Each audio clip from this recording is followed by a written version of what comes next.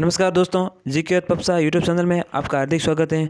दोस्तों, RAS mains answer writing practice series में आज हम पेपर फर्स्ट से मैनेजमेंट यानी कि प्रबंध से क्वेश्चन लेके आए हैं। तो P1 और जो हमारी थर्ड यूनिट में से प्रबंध या फिर हम कह सकते हैं मैनेजमेंट, तो मैनेजमेंट का क्वेश्चन है। और आज के क्वेश्चन कुछ इस प्रकार है। और सबसे पहले हमारा जो 15 शब्दों के लिए क्वेश्चन है वो है कि नेतृत्व का अर्थ क्या है, या नेतृत्व का अर्थ। तो हमने यह नेतृत्व के अर्थ में जो 15 शब्दों में लिखना था कुछ इस प्रकार लिखा कि दूसरों को अनुसरण करने के लिए प्रभावित करने की क्षमता, यानी कि एक व्यक्ति में ऐसी कला जो दूसरों को उसका अनुसरण करने के लिए प्रेरित कर दे, प्रभावित कर दे, तो ये क्या एक नेतृत्व है, या नेतृत्व का ये अर्थ हो गया, एक तरीके की कला है ये। और नेता अपने अनुयायियों को मार्गदर्शन व प्रोत्साहन देकर संगठन के लक्ष्यों की प्राप्ति और अनुयायियों के मनोबल में वृद्धि करते हैं। तो नेतृत्व या नेता मतलब यानी कि केवल राजनीतिक पार्टियों के नेता नहीं होते हैं, और किसी संगठन संस्था उसके भी कोई नेता होते हैं, हेड होते हैं। तो वो किस प्रकार मोटिवेट करके जो अपने कर्मचारी हैं उनसे काम करवा के जो अपने संगठन का उद्देश्य है या लक्ष्य है उनको पूरा करते हैं। तो ये हमने जो नेतृत्व का जो है 15 शब्दों को इस प्रकार लिखा। और आगे हमने 50 शब्दों के लिए 5 नंबर का क्वेश्चन हमारे कि नेतृत्व और प्रबंध में अंतर क्या है। तो यहाँ हमने देखा दोनों को अलग अलग लिखने की कोशिश की है। तो यहाँ डिवाइड करके हमने लिख दिया, एक तरफ नेतृत्व और दूसरी तरफ प्रबंध। तो यहाँ हमने लिखा नेतृत्व में वही नेतृत्व की जो है परिभाषा कि दूसरों को अनुसरण करने के लिए प्रभावित करने की क्षमता, या दूसरों से एक तरीके से दूसरों को प्रभावित करने, या हमने मतलब ऐसा क्या करें कि दूसरे हमारा अनुसरण करें, तो वो क्या है, नेतृत्व क्षमता है, इनके ये नेतृत्व है। जबकि प्रबंध क्या कहता है, दूसरों से संगठन के उद्देश्यों और लक्ष्यों की प्राप्ति हेतु कार्य करने की क्षमता। तो जो मैनेजमेंट है, प्रबंध है, क्या है, वो एक दूसरों से काम करवाना। और दूसरों से काम करवाना बहुत मुश्किल होता है, खुद तो कर लेते हैं कोई नहीं, लेकिन दूसरों से काम करवाना यही तो मैनेजमेंट की या प्रबंध की कला है। फिर आते हैं कि नेतृत्व जो करता होता है वो भविष्य दृष्टा होता है, और तटस्थ महत्वाकांक्षी होता है, यानी वो भविष्य की बहुत दूर की सोचता है। ऐसा नहीं है कि उसने मतलब जो शॉर्ट टर्म लक्ष्य रख दिए, बहुत लॉन्ग टर्म लक्ष्य रखते हैं। और संगठन के भविष्य के बारे में भी सोचते हैं, खासकर अपने जो अनुयायी होते हैं उनके बारे में भी वो भविष्य के बारे में सोचते हैं। तो भविष्य दृष्टा होते हैं, मतलब बहुत दूर की सोचते के रखते हैं, क्या प्रॉफिट होने वाला है, क्या लॉस होने वाला है, आगे क्या जो खतरे आने वाले हैं, तो उन सब के जो जोखिम है उनको भी पहले वो रिस्क देख लेते हैं। तटस्थ मतलब किस प्रकार हानि लाभ या पक्ष विपक्ष को छोड़ के वो मतलब एक मध्यम मार्ग या कैसे तटस्थ रहते हैं कि भाई नहीं तो मैं लॉस में जाना नहीं, मतलब अपने निर्णयों में वो हमेशा जो है वो एक तरीके से तटस्थ रहते हैं। दूसरे महत्वाकांक्षी होते हैं। महत्वाकांक्षी मतलब जो कुछ और प्राप्त करने का, या मतलब उनका एक तरीके से टर्न ओवर बढ़ाना, ये मतलब हो सकता है ये संगठन के जो लक्ष्य है उनको हासिल करना। तो ये उनकी जो एक तरीके से नेतृत्व के गुण है। या प्रबंध में क्या है, प्रबंध कुशल, रणनीतिज्ञ, निर्णायक, प्रगतिशील होते हैं। एक तो वो मतलब उनमें स्किल्स होती हैं। दूसरे वो जो स्ट्रेटजिक रणनीतिक मतलब होते हैं, उनकी रणनीति बहुत अच्छी होती है, प्लान बहुत अच्छे बनाते हैं। वो निर्णायक होते हैं, मतलब निर्णय लेने का मतलब क्विक डिसीजन लेना हो, या जो निर्णय लेने की क्षमता होती है तो बहुत निर्णायक होते हैं। और साथ ही प्रगतिशील होते हैं समय के साथ, या मतलब बने कि वो चेंजेबल होते हैं। तो ये एक हम इनके जो गुणों के बारे में बताया हमने। फिर हमने लगा कि नेतृत्व संगठन के प्रत्येक स्तर पर, जो नेतृत्व है वो संगठन के प्रत्येक स्तर पर होता है, जबकि प्रबंध है संगठन के उच्च स्तर पर भी होता है। जो मैनेजमेंट है वो ऊपर होता है। और भावी, जैसे आगे लिखा हमने नेतृत्व में कि भावी उद्देश्यों और लक्ष्यों की प्राप्ति हेतु अनुयायियों को प्रोत्साहित करना। और जबकि मैनेजमेंट है, प्रबंध है, वो है भावी उद्देश्यों और लक्ष्यों की प्राप्ति हेतु कार्मिकों नियोजित प्रशिक्षित करना आदि, यानी कार्मिकों को नियोजित करना, एक काम में मतलब यानी उनको नौकरी देना या उनको रखना काम पे, और साथ ही उसको प्रशिक्षण देना या प्रशिक्षित करना आदि काम करना। ये क्या हो गया, एक तरह से प्रबंध के जो उद्देश्य लक्ष्य हो गए। यहाँ हमने लिखा है कि व्यवहारिक ज्ञान की योग्यता, यानी कि आप में नेतृत्व है, आप पढ़ लिए लिख दिए, बहुत सारी डिग्री है आपके पास, कोई काम की नहीं। आपके पास जो बोलने का एक तरीके से वो तरीका है, तभी आप जैसे व्यवहारिक ज्ञान आप में कितना है, तो आप एक अच्छे नेता, या वो कहते हैं मतलब लीडरशिप क्वालिटी होनी चाहिए आप में, नेतृत्व क्षमता, तो आप एक अच्छा नेतृत्व कर सकते हैं। जबकि प्रबंध में क्या होना चाहिए, प्रबंध की कौशल है क्षमता, यहाँ मतलब आपके पास है एक तरीके से जो मैनेजमेंट की स्किल और जो कैपेसिटी है वो होनी चाहिए आप में। दूसरा यहाँ लगा कि नेतृत्व एक कला है, लीडरशिप एज एन आर्ट, मतलब एक कला है। और जबकि प्रबंध मैनेजमेंट वो है कला और विज्ञान दोनों है, ऑल्सो साइंस एंड आर्ट्स, मतलब यानी कोई कला भी है और विज्ञान भी है, दोनों है। तो इस प्रकार हमने जो 5 नंबरों के लिए 50 शब्दों को इस प्रकार समझाने की कोशिश की, नेतृत्व और प्रबंध को। अगला जो है कि किसी संगठन में संचार का क्या महत्व हो सकता है, कम्युनिकेशन का क्या इंपॉर्टेंस हो सकता है, 50 शब्दों में समझाना हमें। तो हमने लिखा कि संगठन में सूचनाओं में विचारों और भावनाओं का दो तरफा, उच्च से निम्न और निम्न से उच्च स्तर, मतलब ऊपर से नीचे, नीचे से ऊपर जो एक तरीके प्रभाव होता है वही क्या है, संचार है या कम्युनिकेशन है। और आगे लगा संसार संगठन के मानव संसाधन के बीच आदेश। अब देखो कम्युनिकेशन होता है, ऊपर से कोई आदेश आता है और नीचे कार्मिक तक पहुंचता है, तो ये ऊपर से नीचे उच्च से निम्न हो गया। और नीचे से ऊपर अगर कोई कार्मिक ने कोई जैसे कोई मतलब जवाब भेजा है, एप्लीकेशन है, वो ऊपर तक ऊपर स्तर तक जाएगी। या कोई बातचीत है तो वो भी मतलब यानी अपने जूनियर से सीनियर से, वो उसके सीनियर से ऐसे करते करते संगठन के मुखिया तक वो जो बात पहुँचती है एक तरीके से। तो ये क्या हो गया, टू वे कम्युनिकेशन, मतलब यानी कि ऊपर से नीचे, नीचे से ऊपर। फिर आगे हमने लिखा कि संसार संगठन के मानव संसाधन के बीच आदेश, तथ्य, सुझाव आदि के रूप में मौखिक, लिखित एवं सांकेतिक विधि से संचार की प्रक्रिया से संचालित होता है। तो अब जो कम्युनिकेशन है, या तो वो क्या लिखित कोई भी मतलब रिटन फॉर्मेट में होगा, या फिर कोई मतलब यानी वर्बली मतलब बोल के मौखिक, और दूसरा या फिर कोई साइन लैंग्वेज में सांकेतिक भाषा में जैसे कुछ संकेतों के रूप में जो है संचार या कम्युनिकेशन होगा। तो ये अब सांकेतिक वाला ज़्यादातर ये मतलब हमारे सिक्योरिटी जो मतलब आर्मी है या हमारे डिफेंस उसमें ज़्यादा होता है। हमारे जो रिसर्च एनालिसिस विंग वगैरह इंटेलिजेंस एजेंसियाँ हैं उसमें सांकेतिक रूप से कम्युनिकेशन होता है। और दूसरा जो हमारा आर्मी वगैरह इसमें लिखित में मतलब सामान्य जो प्रशासनिक कार्य लिखित में हो सकते हैं, कहीं मौखिक में भी आदेश दे दिए जाते हैं। तो वो बात मतलब तीनों हो गए संगठन में, कुछ चीज़ें बोल के भी बता दी जाती है। अब मान लीजिए कोई बड़ा संगठन है और एक ही बिल्डिंग में काम कर रहा है, अलग अलग बिल्डिंग में काम कर रहा है, तो वो क्या करते हैं कि जैसे बहुत बार अनाउंसमेंट कर देते हैं। तो एक जगह से वो अनाउंसमेंट करते हैं, अलग जगह जगह माइक लगे होते हैं, स्पीकर लगे होते हैं, तो वहाँ आवाज़ पहुँच जाती है आज का ये आदेश है। तो ये हो गया एक तरीके से। मान लीजिए स्कूल में कहीं कोई एग्ज़ाम होने वाला है या कोई बड़ा मतलब प्रोग्राम आयोजित होने वाला है, तो मैनेजमेंट किस प्रकार वो जो है स्पीकर से माइक से अनाउंसमेंट देते हैं। तो वो एक तरीके से क्या हो गया, मौखिक जो है कम्युनिकेशन हो गया अपने संगठन के कार्मिकों, सदस्यों और अधिकारियों के बीच जो किया जाता है। आगे हमने लिखा कि ये संगठन नियोजन, निर्देशन, नेतृत्व, कार्मिक और निर्णय आदि सांगठनिक प्रक्रियाओं में एकता में समन्वय का लाकर भविष्य लक्ष्य उद्देश्यों की पूर्ति हेतु संगठन के सदस्यों को प्रोत्साहित, प्रेरित और मनोबल में वृद्धि करता है। तो मतलब यानी कि जो संसार और क्या करता है, तो ये संगठन में नियोजन जो मतलब किसको काम पे रखना है, नियुक्त करना, जो भी है, निर्देशन कोऑर्डिनेशन जो है, और निर्देशन का डायरेक्शन, और समन्वय यानी कोऑर्डिनेशन, और नेतृत्व लीडरशिप क्वालिटी, कार्मिक एवं निर्णय आदि संगठनिक प्रक्रियाओं में ये सब संगठन की क्या है प्रक्रिया है। तो इनमें क्या एकता लाना, एक तरीके से यूनिटी, फिर समन्वय, कोऑर्डिनेशन, सब मिलकर काम कर सकें और लाकर भावी लक्ष्यों उद्देश्यों की पूर्ति हेतु संगठन के उद्देश्यों को प्रोत्साहित, प्रेरित व मनोबल में वृद्धि करते हैं। तो इस प्रकार ये कम्युनिकेशन है जो मतलब यानी संगठन के लिए लाभदायक होता है।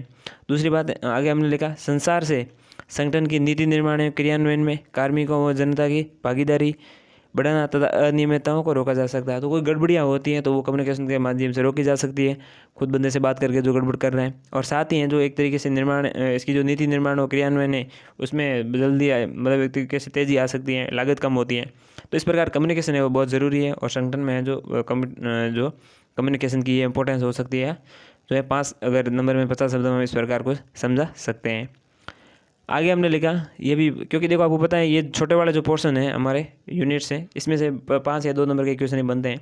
तो हमने कुछ 5 नंबर के कुछ 2 नंबर के क्वेश्चन बनाने की कोशिश की है। आगे हमने लिखा प्रशिक्षण की उपयोगिता बताइए, ट्रेनिंग की मतलब व्हाट इज द मतलब इंपॉर्टेंस ऑफ हम कह सकते हैं ट्रेनिंग, यूजेज ऑफ ट्रेनिंग क्या हो सकती है। तो यहाँ हमने लिखा कार्मिकों के ज्ञान एवं कौशल में वृद्धि करना और जो उसकी नॉलेज और स्किल्स है उनको बढ़ाना, उसमें एनहेंस लाना, वृद्धि करना। दूसरा है कार्मिकों के मनोबल एवं उत्पादकता में वृद्धि करना, उनका जो एक तरीके से मॉरल मतलब डाउन ना हो, एक तो उनको मोटिवेट करना, और साथ ही है जो प्रोडक्टिविटी है जो उत्पादकता उसमें भी वृद्धि हो। आगे हमने लिखा कि मानव संसाधन का प्रबंध एवं पूर्ति करना। मानव संसाधन का मतलब हुआ जो कार्मिक या लोग काम करते हैं। एक संगठन में भौतिक संसाधन भी होते हैं जैसे कंप्यूटर हैं या ऐसे कुछ चीज़ें हो गई, धन, पैसे, रुपए, लाइट, फैन, एसी वगैरह, ये सब फर्नीचर वगैरह, ये सब तो हो गए भौतिक संसाधन। लेकिन मानव संसाधन वहाँ काम करने वाले कार्मिक लोग, व्यक्ति, तो वो क्या हो गए एक तरीके से मानव संसाधन हो गए, उनका प्रबंध मैनेजमेंट करना और साथ ही उनकी पूर्ति करना। तो ये भी एक तरीके से इस प्रकार जो इसका एक महत्व हो सकता है, मतलब ट्रेनिंग या प्रशिक्षण का हम कह सकते हैं, ये इंपॉर्टेंस होती है।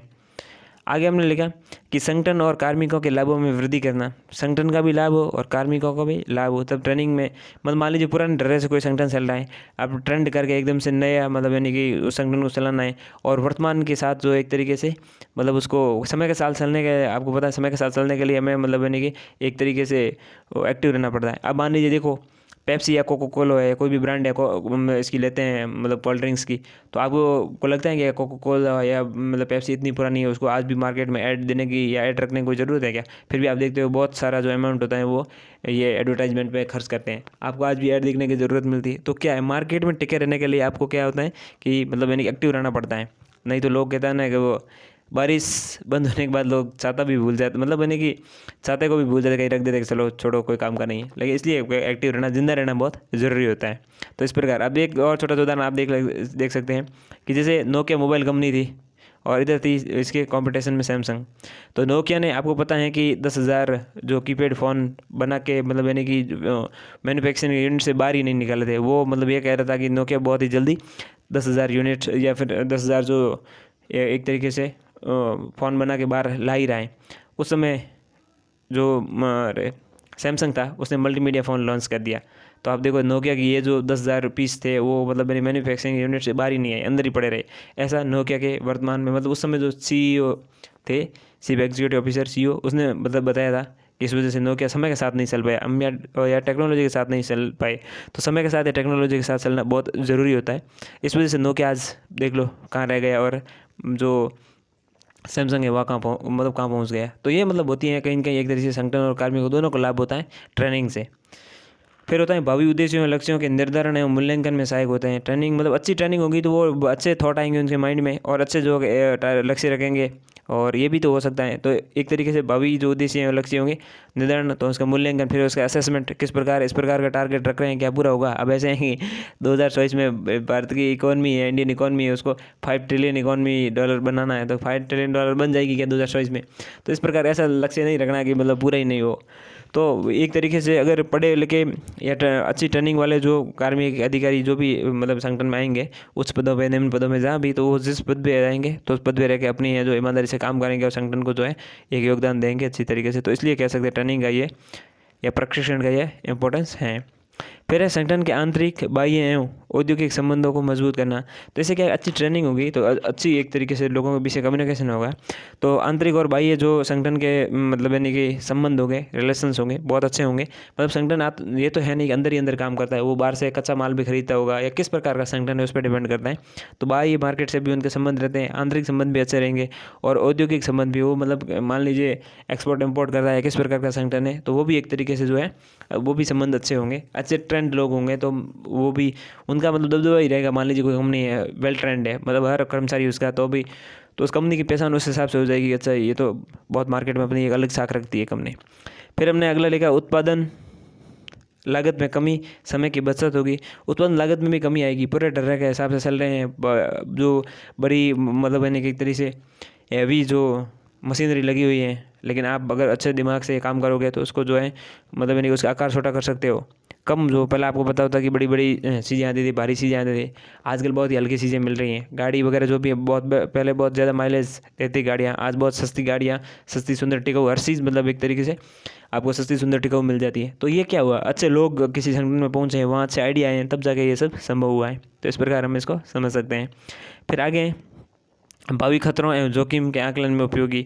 जो भी भावी मतलब खतरे हैं, रिस्क हैं होने वाली मतलब फ्यूचर में, उनको पहले ही आकलन किया जा सकता है कि देखो ये मान लीजिए कि कोई संगठन में कोई भी बिल्डिंग बनाई है, कुछ भी कितने साल के लिए, 50 साल के लिए, इतने साल के लिए, और 50 साल के बाद उसका रिकन्स्ट्रक्शन करवाना है, तोड़ के वापस करवाना है जो भी है।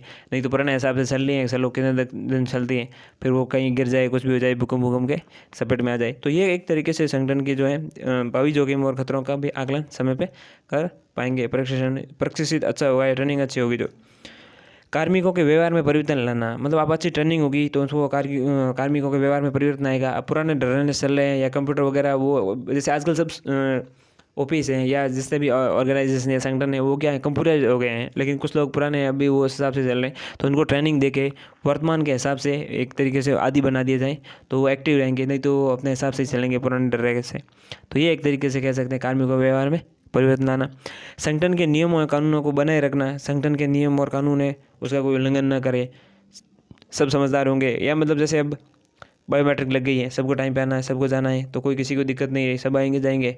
नहीं तो क्या कहते हैं, एक दिन आता और बोल देता वो आया नहीं, कल तुम मेरी जगह आ जाना। तो ऐसे जो पुरानी चीज़ें थी वो सब क्या खत्म हो जाएगी इसी जगह। तो संगठन के नियम और कानूनों में मतलब कानूनों की बनाए रखना या उसका पालन करना। फिर आता है प्रशिक्षण संगठन के सदस्यों के सर्वांगीण विकास में सहायक होता है। बिल्कुल सही पॉइंट है। ऊपर जो भी हमने लिखा है उसको एक लाइन में हम ये कह सकते हैं कि जो एक तरीके उसके सर्वांगीण विकास को बढ़ाता है। मतलब जैसे कोई भी बड़े संगठन की बात करते हैं तो संगठन के कार्य या उद्देश्य हैं, उसके साथ ही संगठन भी क्या है, मतलब केवल उनको रोजगार ही नहीं देता बल्कि उनका आजीविका का भी सोचता है। जो उसके संगठन में काम करते हैं अधिकारी कर्मचारी जो भी है, तो उसके लिए जैसे लाइफ इंश्योरेंस है, ऐसा कुछ सुविधाएं देना, साथ ही उसको और कुछ गिफ्ट वगैरह देना समय पे, और वो भी अच्छा काम करे। तो मतलब यानी कि ये एक तरीके से हो सकता है संगठन को भी फायदा और कार्मिक को भी फायदा। तो ये प्रशिक्षण या ट्रेनिंग अच्छी हो तो उसके ये फायदे हो सकते हैं। अब हम बात करते हैं अगला जो हमारा क्वेश्चन है कि हालांकि ये मतलब यानी कि 10 नंबर का क्वेश्चन हमने ले लिया है कि अभिप्रेरणा संबंधी मास्लो और हर्ट्जबर्ग के सिद्धांतों की तुलना कीजिए। हर्ट्जबर्ग जो 2016 में पूछा गया, वो मास्लो 2018 RS मेंस में पूछा गया। तो अब इन दोनों को क्या है कि 10 नंबर का क्वेश्चन तो बन नहीं सकता, तो हमने इनको की दोनों की तुलना इस हिसाब से ली। अगर 5 नंबर में ये पूछ देता है तो भी बता सकते हैं, 5 नंबर में ये पूछा जाए तो भी हम बता सकते हैं, इसलिए हमने इसको क्या है कि 10 नंबर में लिख दिया। तो हमने कुछ इस प्रकार लिखा कि मानवीय मतलब मास्लो कहता है मानवीय आवश्यकताओं के आधार पर निर्मित जो मास्लो का जो सिद्धांत है वो तो है मानवीय आवश्यकताओं के आधार पर, और इधर हम अभिप्रेरणा का जो सिद्धांत है, अभिप्रेरणा संबंधी जो सिद्धांत है इन दोनों का, तो हमने क्या कहा कि भाई जो मास्लो का है वो तो कहता है मानवीय आवश्यकताओं के आधार पर है, जबकि हर्ट्जबर्ग कहता है कि असंतुष्टि रहित और संतुष्टि को अभिप्रेरित करती है। मतलब यानी कि असंतुष्टि जो होती है वो कहीं ना कहीं संतुष्टि को जो अभिप्रेरित करती है। असंतुष्ट व्यक्ति होगा, काम करेगा, फिर वो कहीं ना कहीं संतुष्ट होने के लिए काम करेगा, तो ये एक तरीके से अभिप्रेरण या मोटिवेशन हो गया। आवश्यकताओं को उत्पन्न होने के व्यवस्थित क्रम में रखा गया है। मतलब जो मास्लो की जो आवश्यकताएं हैं उसको क्या एक आवश्यकता पूरी होने के बाद दूसरी आती है, मतलब एक क्रम में रखा हुआ है। तो आवश्यकताओं को उत्पन्न होने के व्यवस्थित क्रम में रखा गया, जबकि इसमें कुछ नहीं है, हर्ट्जबर्ग क्या है बिना किसी व्यवस्थित क्रम में, मतलब यहाँ कोई फिक्स क्रम नहीं दे रखा है। फिर मास्लो कहता है कि वर्णात्मक विचारधारा है, जबकि ये आदेशात्मक विचारधारा है। तो इसमें मुख्यतः अंतर है। ये चीज़ अब देखो समझ तो हम इसमें क्या सकते हैं, ज़्यादा से ज़्यादा उसको रटना है, क्योंकि ये पोर्शन ही ऐसा ही है कि इसको आप जितना मतलब मैंने कि रट सको या थोड़ा बहुत इसको मतलब अंडरस्टैंडिंग रखो, लेकिन चीज़ें आपको फैक्ट यही लिखने हैं या कीवर्ड यही लिखने हैं। और फिर इसमें लिखा तो मास्लो कहता है कि मनुष्य की अतृप्त इच्छाएं ही उसे कार्य करने हेतु अभिप्रेरित करती है। बिल्कुल सही बात है, हमें RS बनना है एक वो कहते हैं ना अतृप्त इच्छा ही तो है, अगर जिस दिन बन गए उस दिन ये तृप्त इच्छा हो जाए, मतलब तृप्त हो जाएंगे, हम बनेंगे, एक तरीके से मोक्ष मिल जाएगा। तो एक तरीके से अतृप्त इच्छा ही RS बनना है, इसलिए आप सिलेबस पढ़ रहे हो, दिन रात मेहनत कर रहे हो, पूरा सिलेबस घोट रहे हो, रिविजन कर रहे हो, शॉर्ट नोट्स बना रहे हो, सब कुछ कर रहे हो। जबकि यहाँ हर्ट्जबर्ग कहता है जबकि इसमें संतुष्टि या आवश्यकता की व्यक्ति को कार्य के लिए प्रेरित करती है, कि जितने वो व्यक्ति संतुष्ट होता है उतना ही वो आगे कार्य करने के लिए प्रेरित होता है। और इधर मास्लो बताना है केवल आरोग्य घटक ही अभिप्रेरित करते हैं, और यहाँ लिखते हैं आरोग्य घटक अभिप्रेरित नहीं करते बल्कि असंतुष्ट नहीं होने देते हैं। मतलब वो असंतुष्ट नहीं होने देते कि बस रुक जाते हैं, हार जाते हैं, ऐसा नहीं। वो कहते हैं नहीं करो करो आप और मेहनत करो, या मतलब एक दिन प्राप्त कर सकते हैं इसलिए आप लगे रहो। फिर मास्लो कहता है असंतुष्टक आवश्यकता अभिप्रेरणा देती हैं तथा अभिप्रेरक का कार्य करती हैं। तो ये भी कहता है असंतुष्टक जो होती है आवश्यकता वो अभिप्रेरणा देती है कि हाँ जो उसे संतुष्ट होना है इसलिए। और हर्ट्जबर्ग कहता है ये सिद्धांत मानता है कि केवल अभिप्रेरक घटक ही अभिप्रेरणा देते हैं, तो दूसरे घटक नहीं होते, लेकिन ये भी घटक होते हैं।